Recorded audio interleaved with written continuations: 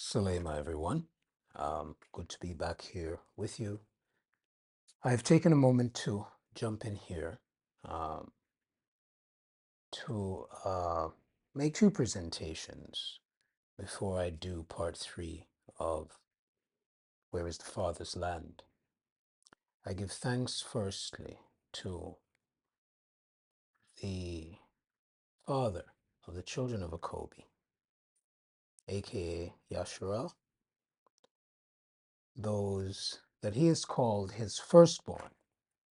And I give him thanks for putting in me the spirit to do this presentation because it is necessary. Unfortunately, what has happened to us as a people and to the sons of Adam is that we have been so assimilated into the heaven and earth that has been created by the fallen Malaikan and their children. They have divided the earth and their children rule it.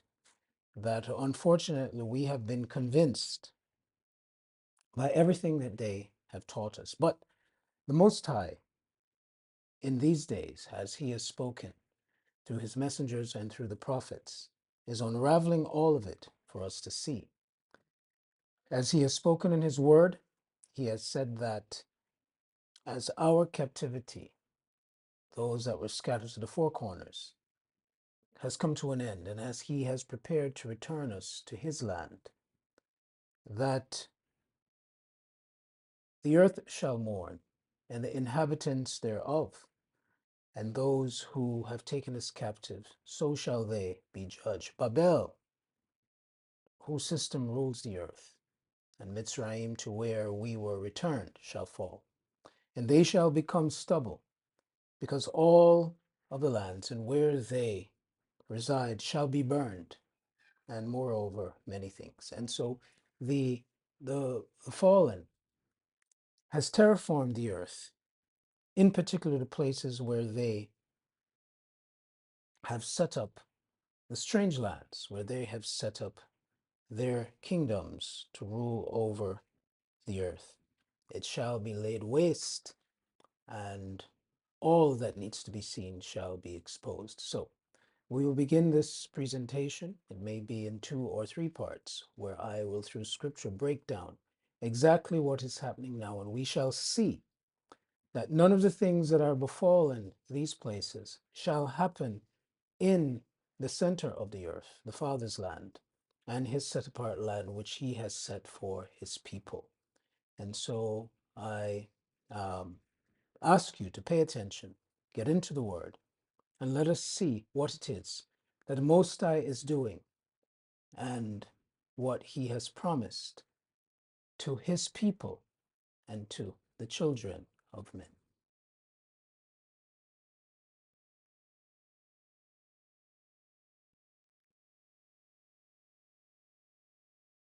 Contribute? Say something! You want me to say something? Fine. I'll say something. You people, you're not a race. You are a virus. You destroy the world. Everything beautiful you poison. You drag us from our homes. You rape our daughters, murder our sons. You crack our spines and do all you can to break our will. You stab us. Then you put the knife in our hand and tell us it's our fault. And if you don't do it yourself, you stand by, close your eyes, and pretend there's nothing wrong. And then you pray to your God to silence our screams so that you can enjoy the happiness that we built for you with our blood. But it's not your fault. It's the only way you know how to be. And the only thing that will change anything is if another virus comes along and does to you what you do to us. And I hope that happens very soon.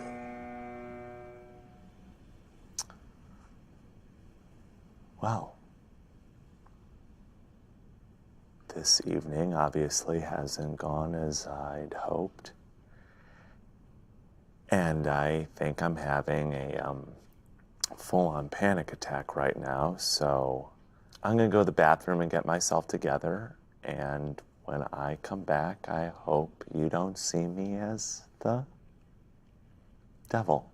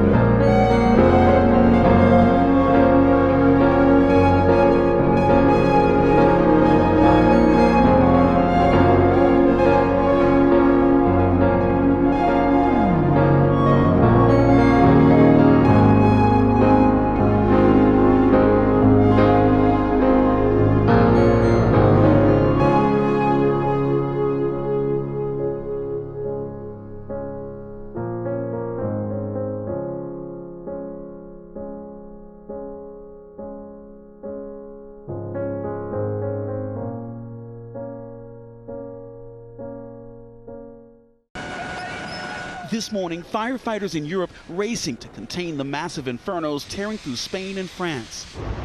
The flames apocalyptic, forcing Europe's biggest batch of evacuations since World War II, more than 350,000 people across the two countries. And this is one of the shelters that's been set up for displaced families. There are hundreds of people here, and there were new evacuation orders outside of Madrid, so there's seemingly no end in sight for these families. The police come and started screaming in the neighborhood like, you have to get out, you have 20 minutes, evacuate. At least one person has died. Aerial footage showing the extent of the fire as firefighters battle the flames from the sky and on the ground. A drone capturing the wildfire's rapid spread, encroaching upon a highway and forcing first responders to rush away. Near Madrid, a nautical club burned to the ground, leaving nothing but charred husks and ruined buildings.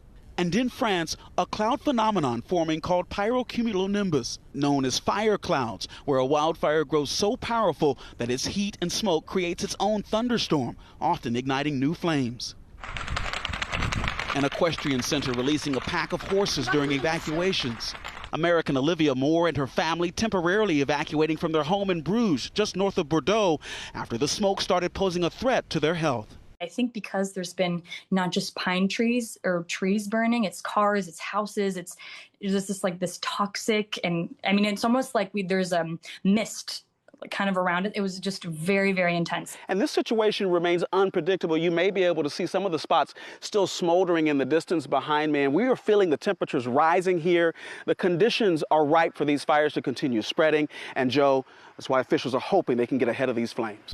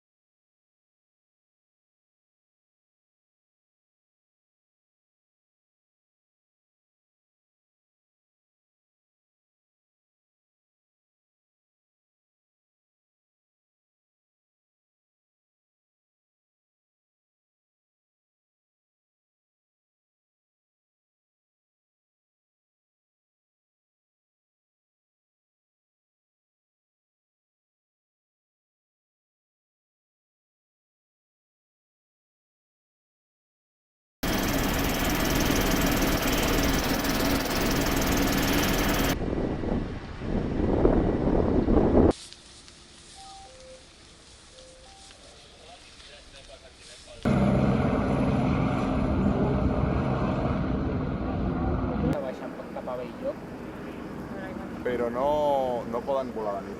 No. Vale.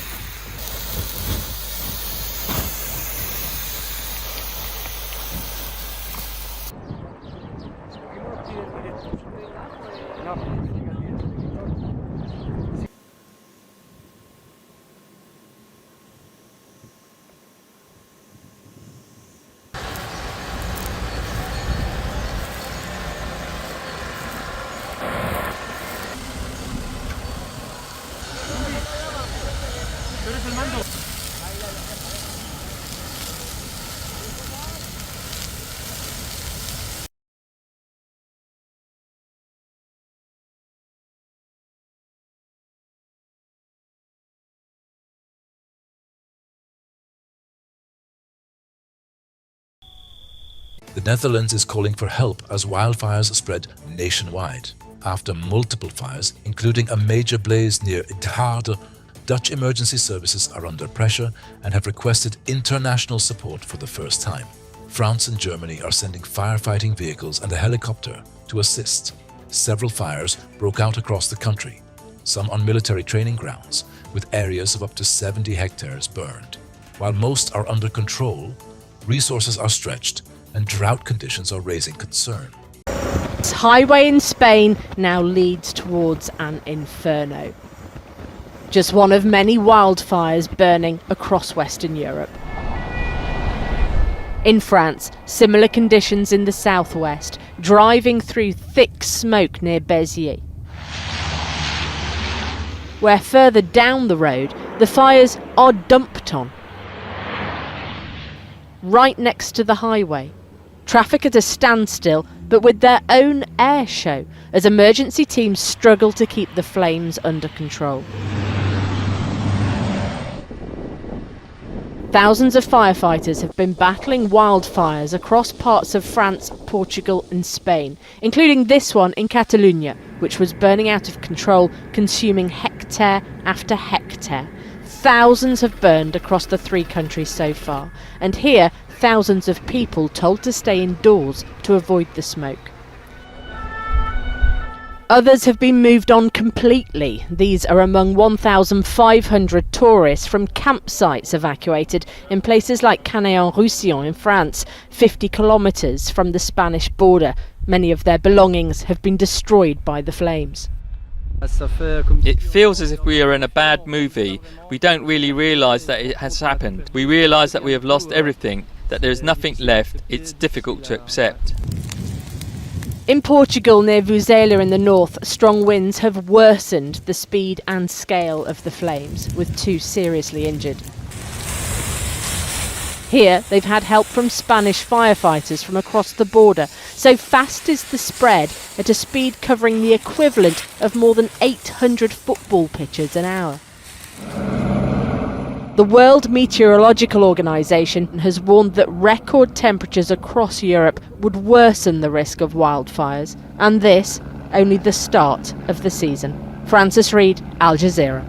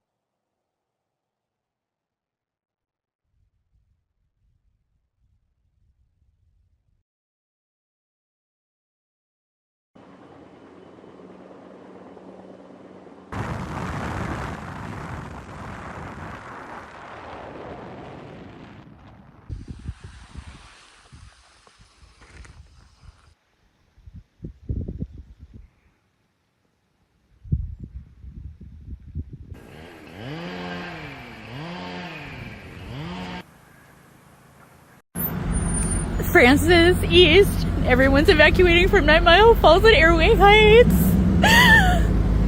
Oh my god. Francis is wall-to-wall cars now.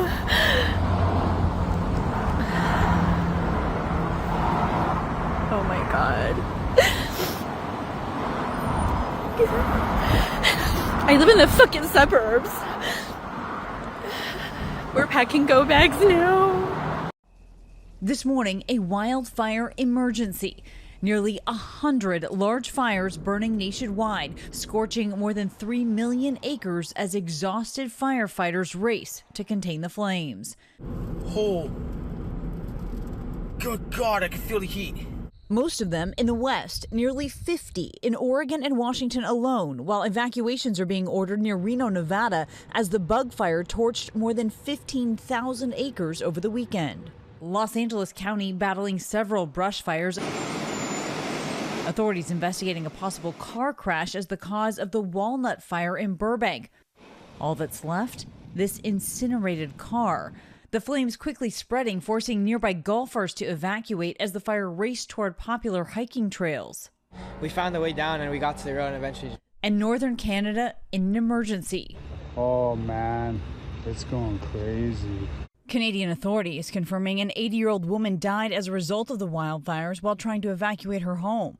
The Bald Range Fire in British Columbia forcing evacuations for more than 20,000 people as flames race toward homes. That is coming all the way down the mountain right now. Will my farm survive this? The flames spreading along the highway as residents fled. Officials saying the out-of-control fire has scorched more than 33,000 acres. Now, the hope is that some of these record-breaking temperatures will dissipate by midweek, but until then, a lot of areas in the west will remain under those extreme heat warnings at least through tonight.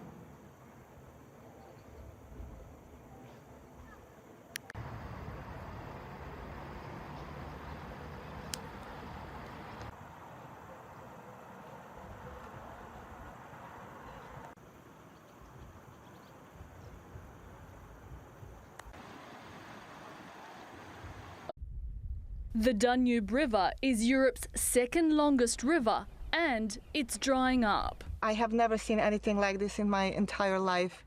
It's really shocking and very, very sad. I feel like also not just the water that is going, but the ecosystem with it. The Danube stretches approximately 3,000 kilometres from Germany to the Black Sea, flowing through 9 other countries: Austria, Slovakia, Hungary, Croatia, Serbia, Romania, Bulgaria, Moldova and Ukraine. And its historically low levels are not just exposing a climate crisis, they're exposing how Hungary and Romania's energy, cargo and tourism sectors can be affected. Hungary's Ministry of Transport and Investment says shipping vessels have stopped operating nearly entirely.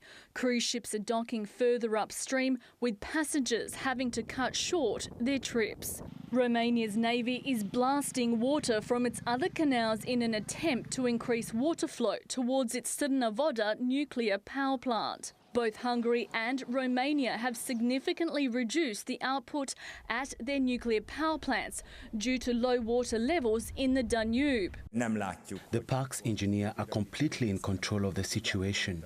The water needed for cooling, for safety cooling, is available. One turbine will continue to operate as long as it's safe to do so, probably for 1 or 2 days. The low water levels in parts of Europe are also revealing buried treasures. In Croatia, major rivers, including the Drava, which connects to the Danube, is also experiencing drought conditions and revealing a shipwreck and explosive shells from wars gone by. Groundwater is also a problem. 97% of Croatians drink groundwater. Our groundwater unfortunately follows our rivers.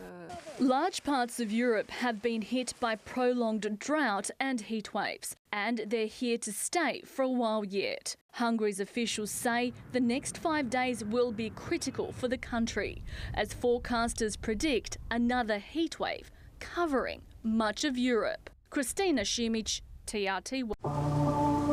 As heatwave after heatwave scorches Europe, England's soil is running dry. Reservoirs shrinking, rivers receding, and the land is losing moisture beneath a relentless summer sun.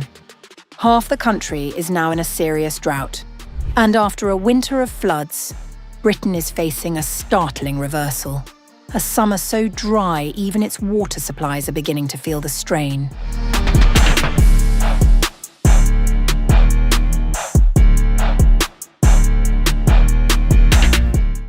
The taps are running, the reservoirs are shrinking, and England is drying out faster than at any point in recent memory.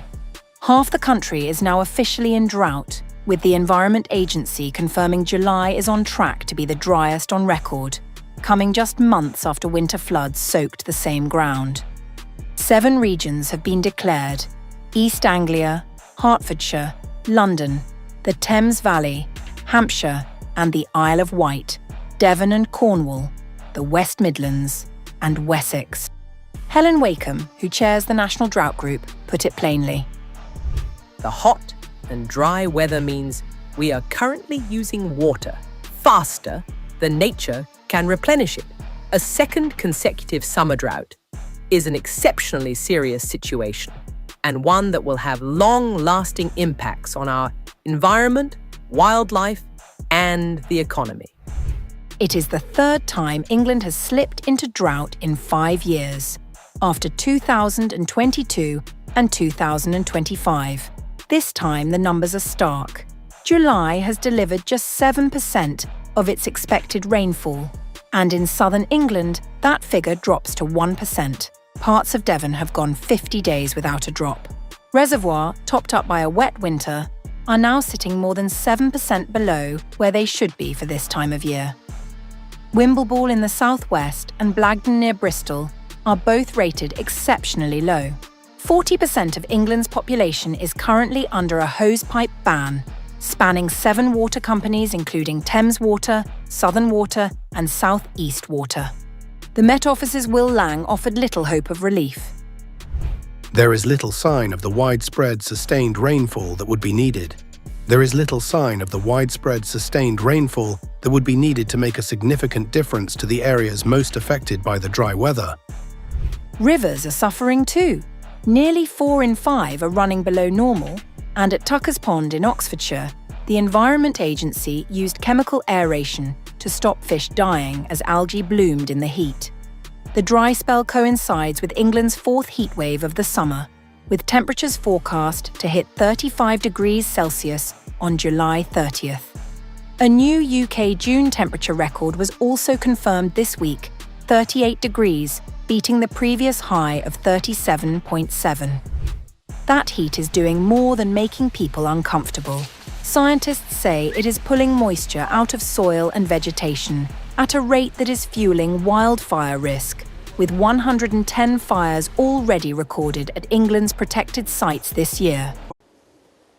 This isn't the England that most people picture. So, welcome to England's green and pleasant lands. It's looking pretty dry. Yeah, it's barren, it's desolate, it's just dead. More than half the country is in severe drought after its driest July ever. This is unprecedented in the UK. I'm nearly 50 years old. I've never seen anything like this, and I hope to God I never see anything like this again. Successive heat waves have taken a toll on Charles Godbee's cows, cutting milk production by 20%. They're no different to you and I. When you're hot, you're not wanting to eat, you're not wanting to work, so the same for them, and when they're not eating, they're not producing. And months without rain has devastated the crops he relies on to feed them. You'd expect this now to be, 9-10 foot tall and lush green, thick foliage, but as you can see, there's nothing there. Next door, Richard Bars grows potatoes for fish and chip shops across the country. That's the biggest potato we've got here. Ordinarily, I'd expect these to be 2-3 times the size. But none from this entire crop will make it to the fryer. Things like that are just tiny. They're not going to be able to make a chip out of it, but it's just too small. I've never known crops like this dying off in August. They should be green till October. The impact of the drought is being felt from the countryside to the capital. In London, this is where many people come to find relief in summer. But after successive heat waves and months without meaningful rain, even Hyde Park's famous green lawns have pretty much turned to dust. These pictures show the dramatic transformation in less than 12 months. I mean, it's very, very dry. It's kind of giving desert vibe. Last year it was like really nice grass, but it's not this year. There have been 3 droughts in England in the past 5 years. Conditions we're seeing in the UK at the moment are a result of climate change. It's very alarming, the amount of extreme weather events we've seen. With the forecast offering no relief, the pressure on farmers like Charles grows. It's still the best job in the world, but my God, it's tough. I mean, you're just fighting against the weather, climate change. The fight goes on, and so does the wait for rain. Bridget Rollison, ABC News. On March 5th, 2026, the United States Geological Survey confirmed what no hydrological model in history said was possible. The Mississippi River, the circulatory system of an entire continent, lost 47% of its total water volume in 72 hours. Not over a season. Not after months of drought. 72 hours. And when emergency survey teams walked onto the exposed riverbed, what they found, buried beneath the mud, ancient structures, toxic gas, and a fracture pattern pointing directly at America's most dangerous fault line, has geologists using a word they almost never say in public. Irreversible. It begins at 5:47 in the morning on March 2nd, 2026. A water level sensor at the United States Geological Survey monitoring station near Memphis, Tennessee, registers a reading that stops the overnight shift cold. The Mississippi River is sitting at negative 10.3 feet. 12 hours earlier, it measured negative 4.1 feet. The automated alert system flags the rate of change as outside every parameter in the database. The overnight technician picks up the phone. That call goes to a supervisor. The supervisor calls Washington. By noon on March 2nd, monitoring stations from Cairo, Illinois to Vicksburg, Mississippi, confirm what Memphis detected. This is not a localized anomaly. The drop is happening simultaneously across a 900-mile corridor. Every engineer monitoring the data arrives at the same description. The rate of decline is physically inconsistent with any drought model in the historical record. The river is not behaving like a river anymore. By March 4th, the number becomes undeniable: 47%. Nearly half of the Mississippi River's entire water volume gone. To understand how impossible that is, consider the comparison. The drought of 1988 pushed the Mississippi to historic lows. It cost the American economy $6.5 billion. It stranded hundreds of barges. Recovery took 2 years. That crisis unfolded over weeks and months. The drought of 2012 produced the worst river levels ever recorded at that point. Memphis recorded negative 10.8 feet. Emergency dredging ran around the clock for months. That crisis also had a traceable cause, a precipitation deficit that scientists could measure, model, and eventually predict an end to. What is happening right now produced comparable depth readings in 72 hours, with no precipitation explanation, no dam release explanation, and no model that accounts for the rate of change. Dr. Marcus Chen, senior hydrologist at USGS headquarters in Reston, Virginia, stood before a room of the nation's top water scientists and delivered 8 words that no one in that room will forget. He said the numbers defy the physics. Upstream rain data were normal. Dam release records were normal. Evaporation rates cannot account for even a fraction of this loss. The water is not going to the Gulf. It is going somewhere else entirely. At 6:15 in the morning on March 3rd, survey teams reach the exposed banks near Natchez, Mississippi. What they find stops them completely. Ancient timber structures are protruding from the riverbed. Not modern infrastructure, not 20th century construction. Carbon dating conducted within 48 hours of discovery returns results that send shockwaves through the archaeological community. The exposed timbers date to between 11,000 and 13,000 years before present. Structures built during the Icy Age are surfacing through mud that has not seen open air since before recorded human civilization began. But the timbers are not what terrifies the scientists. Dr. Elena Vasquez, lead hydrologist with USGS, reviews chemical sampling data from the exposed sediment, and her alarm is visible. Massive methane concentrations are escaping from fissures in the riverbed. Ancient organic material sealed beneath the river for millennia is now venting freely into the atmosphere as the water pressure holding it down disappears. Monitoring instruments detect hydrogen sulfide compounds rising through cracks that were not present in survey data from just 60 days earlier. The riverbed is fracturing, and the fractures are not random. They follow a pattern that traces directly along the New Madrid seismic zone, the most dangerous earthquake fault system in the continental United States. The river is not just dropping, it is exposing something that was never meant to be exposed.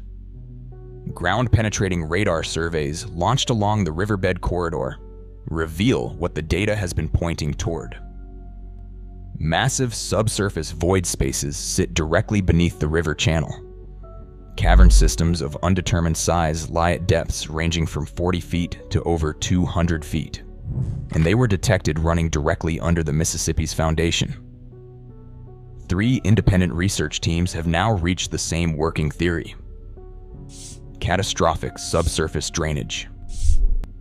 The Mississippi River is not losing water to the sky or to the Gulf.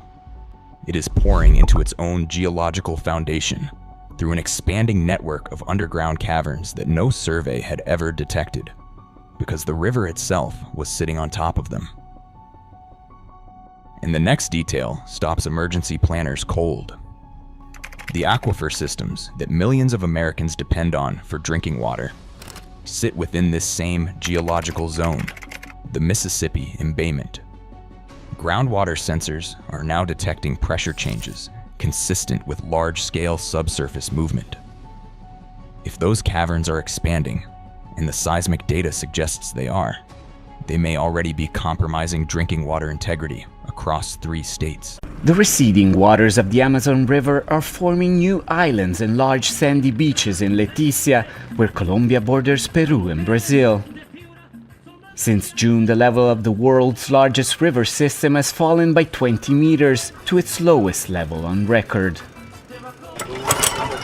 Fisherman Mateo Núñez says he's never experienced a drought so severe.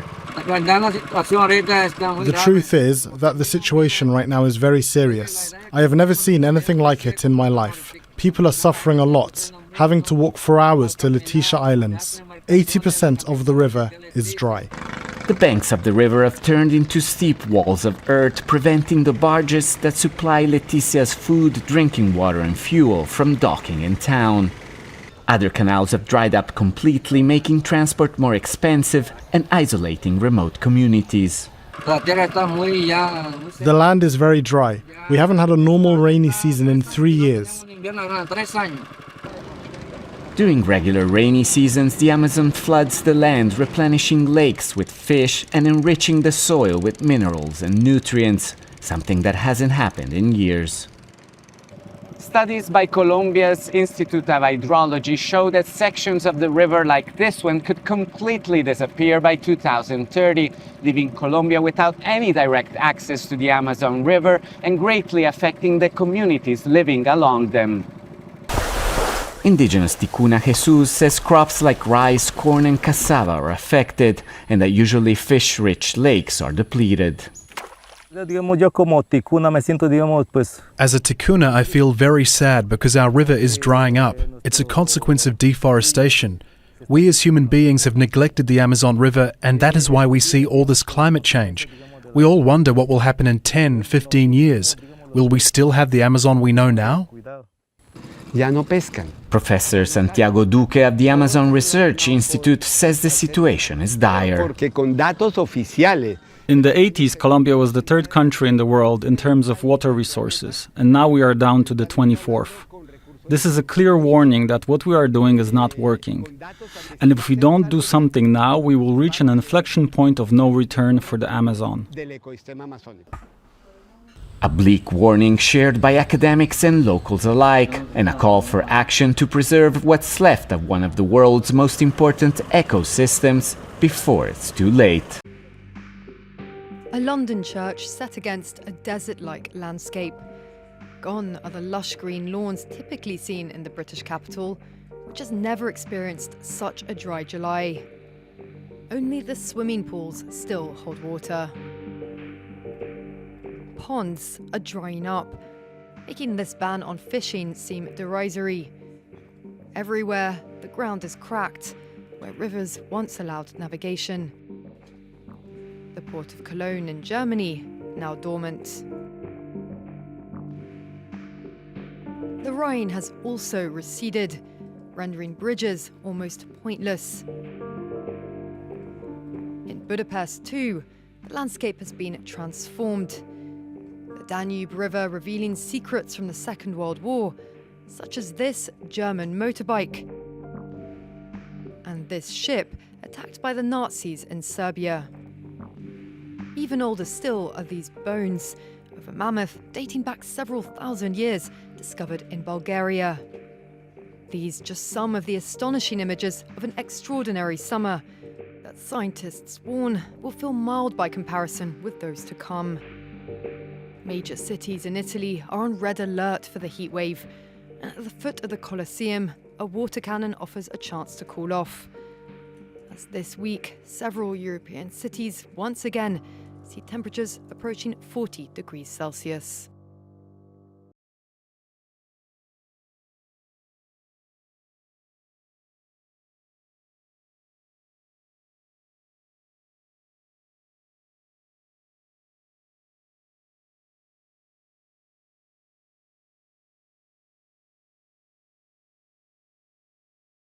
what I call 21st century fire, and that is a full-blown fire tornado. And you'll see these little spirals of flame, whirling off on the edge of the frame sometimes, and those are called fire whirls.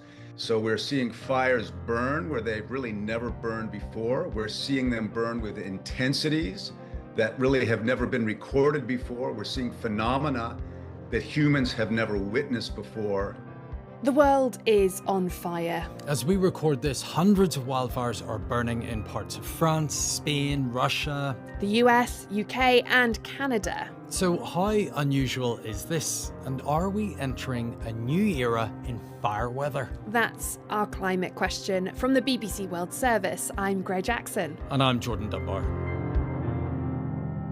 To help us answer that question, we have the author of Fire Weather, John Vaillant. Hi, thank you so much for joining us this week. It's so good to be with you both. John, I mean, people will see that fires are currently burning across the world. Are we in a new era of fire weather? Yes, unequivocally, we are. And, that said, fire is always been with us, on temperate landscapes. It's a natural part of life for almost any ecosystem. And what we're seeing, though, that's different is intensity, frequency, and scope. So we're seeing fires burn where they've really never burned before. We're seeing them burn with intensities that really have never been recorded before. We're seeing phenomena that humans have never witnessed before. What are these phenomena that we haven't seen before? Well, the one that seems to be in the news right now is the pyrocumulonimbus fire cloud. And that's a scientific term for a fire-generated, thermally generated thunderhead, basically. So imagine, those giant anvil clouds you see, that generate lightning. Where we have seen them historically is over volcanoes. So think of photographs or old engravings you've seen of historic volcanoes like Toba or Krakatoa. Starting around 1998, 99, 2000, fire scientists and satellite data analysts started seeing them over really big wildfires. And that was a first. And now we're seeing them with more and more frequency. I understand France has just logged its first pyrocumulonimbus fire cloud. I think Portugal had one last year, but these are really new events in Southern Europe. The Western United States and Canada have been experiencing them for about 20 years. To give you an idea of how rapidly this is building, though, Canada had its worst fire season in its recorded history in 2023. It burnt from coast to coast for about 6 months. And during that time, 142 pyro-CB events were recorded. So these are these gigantic firestorm systems that can reach heights of, or altitudes, I should say, of 45,000 feet. They puncture the stratosphere. They are so big, they occupy so much atmospheric space that they gyre like hurricanes. They generate their own lightning. They generate their own hail. I mean, it really sounds biblical, and it looks biblical if you're in it. It really feels like the end times, and it's terrifying energy. And these systems are so big. And when you think of fire, one way to think of a big fire, it's really like a giant lung. It's inhaling all the time. It needs oxygen in order to burn, just like we do. And when it gets big like that, imagine a whale or an elephant exerting itself. And so this giant fire is pulling in air and oxygen from all around the landscape, and it can generate hurricane force winds as it does that. So that's why you see the trees tossing and turning, and sometimes you'll see the clothing of firefighters flapping. I had no idea the wind could be so strong, hurricane strength, Jordan. Yeah, so this is due to the sheer amount of heat. You mentioned before that these were over volcanoes. Is that also what can cause these tornadoes within the storm system? Yeah, so this is, if you have a pyro-CB, if you have a pyrocumulonimbus fire cloud, that's kind of a precursor for really a new and even newer and more terrible chimera, of climate change and what I call 21st century fire, and that is a full-blown fire tornado. And what you'll see, there's a lot of amazing video being shot of the Spanish and French firefighting efforts, and you'll see these little spirals of flame, whirling off on the edge of the frame sometimes, and those are called fire whirls. They're not really dangerous, but they're noticeable. But what's happening now, still rarely, thank goodness, are actual measurable fire tornadoes. The first one was recorded in the terrible Canberra fire in South Australia in 2003. That was an EF3 tornado, so that's wind speeds of 160, 165 miles an hour. That will tear the roof off your house. That'll flip your car over. It'll kill you.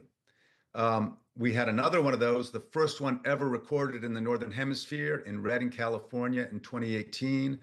I wrote about that for The Guardian right after it happened, and I had the eerie privilege of walking that ground afterward. And there was a firefighter who was attending that fire in an F-150 pickup truck. That's a 2 or 3 ton truck. It was lifted off the road, thrown through the air, rolled repeatedly, crushed and burned. He was a father of 2. Of course, he was killed, as you can imagine, and everything around him, all the cars and trucks around him had been rolled and crushed. There were 100-foot steel high-tension power pylons weighted down with many tons of transmission cable that were simply torn out of the ground, thrown into the forest. All the houses in the area were simply gone. They were simply gone. There was no glass. There were no small objects. Everything left was broken or crushed and burned.